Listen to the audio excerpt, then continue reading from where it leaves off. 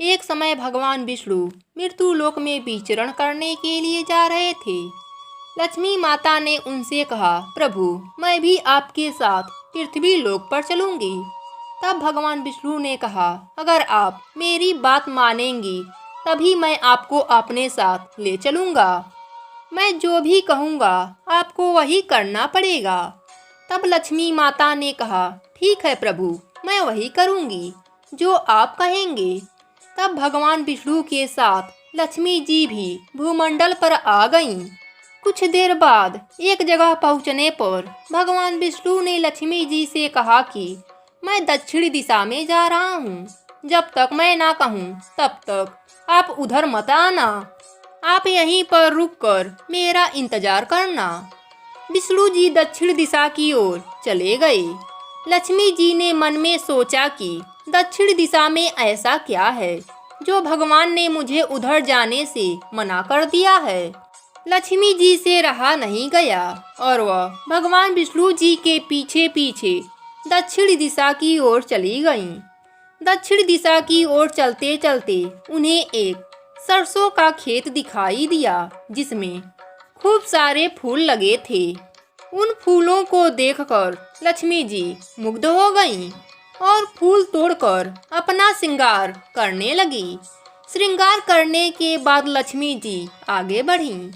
आगे जाने पर उन्हें एक गन्ने का खेत मिला तो लक्ष्मी जी ने गन्ना तोड़ लिया और तोड़कर गन्ना खाने लगी। उसी वक्त वहां पर भगवान विष्णु आ गए और लक्ष्मी जी को गन्ना खाते हुए देखकर उन पर नाराज हो गए और उनकी आंखों से आंसू निकलने लगे। लक्ष्मी माता ने कहा, प्रभु आपके आंखों में आंसू पर क्यों? तब भगवान विष्णु ने कहा, आपसे बिछड़ने के दुख में मेरी आंखों से आंसू आ गए। लक्ष्मी माता ने कहा, प्रभु मैं कुछ समझी नहीं। तब भगवान विष्णु जी ने कहा, आपने मेरी बात नहीं मानी और किसान के बिना पूछे आपने उसके खेत से गन्ना खा लिया। आपने अपराध किया है। आपको इस किसान का कर्ज उतारना पड़ेगा और आपको इस किसान के घर 12 वर्षों तक रहना पड़ेगा। ऐसा कहकर भगवान विष्णु माता लक्ष्मी को उस किसान के घर छोड़कर अपने लोक चले गए। इधर लक्ष्मी जी एक गरीब लड़की का भेष बनाकर उस गरीब किसान के घर के बाहर गईं। बाहर से आवाज लगाया। किसान बाहर आया और पूछा, बेटी किसे खोज रही हो?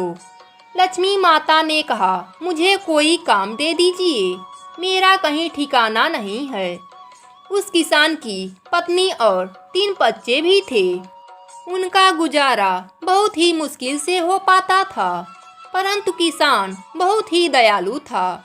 वह उस गरीब कन्या को घर में ले गया और अपनी पत्नी को सारी बात बताई। उसकी पत्नी भी बहुत दयालु स्वभाव की थी। उसने बचा हुआ भोजन खिलाया और सोने के लिए फटा पुराना बिस्तर बिछा दिया।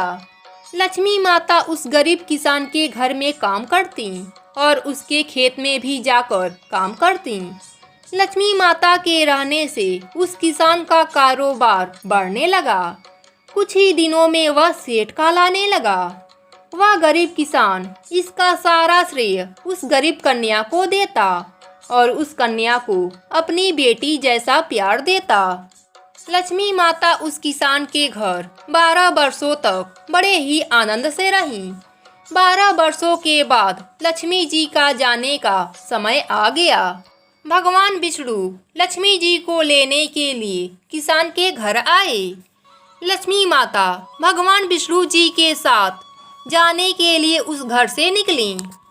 तब तक किसान की आंखें खुल गई और वह बाहर आया। एक सुंदर दिव्य स्त्री को देखा। वह पहचान गया, यह मेरी मुंहबोली बेटी है। तब तक किसान की पत्नी बच्चे भी बाहर आ गए।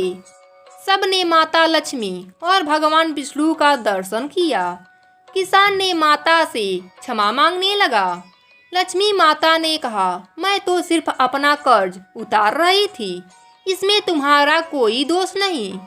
किसान ने लक्ष्मी माता के पैर पकड़ लिए और कहा, मैं आपको जाने नहीं दूंगा। तब भगवान विष्णु ने किसान से कहा, लक्ष्मी जी को कोई नहीं रोक सकता या कहीं नहीं ठहरती। वह तो तुम्हारा कर्ज उतारने के लिए तुम्हारे घर पर नहीं, अब तुम्हारा कर्ज समाप्त हो गया है। लेकिन किसान ने हठपूर्वक कहा कि नहीं, अब मैं इन्हें कहीं जाने नहीं दूंगा।